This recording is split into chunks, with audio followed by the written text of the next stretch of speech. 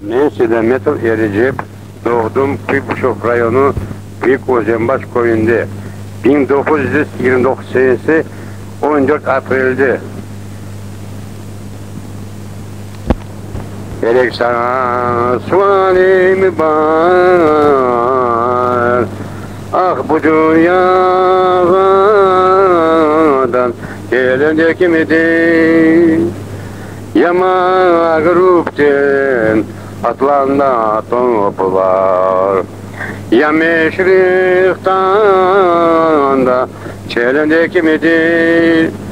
Yama grupten atlanda toplar, ya meşriktan da çelendeki midir? Yaşa sultan, sultan yaşar. Hukumum keçehirde dağlar daşar. Yaşar. Hukumum keçehirde dağlar daşar. 7000 mal. Elek sana sualim var. Elek sana sualim var. Bu dünyadan gelendeki midir?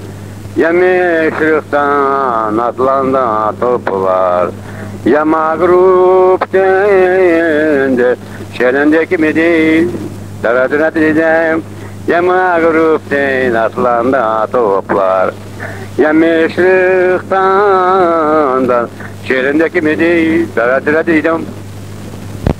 Men Samsun'a bırakmayım, paramdan olmazsa aman aman. Şişipten kalırsın böyleden dünyadan, yarından olmazsa. O yanıma, sol yanıma, gel otur yanı, aman aman.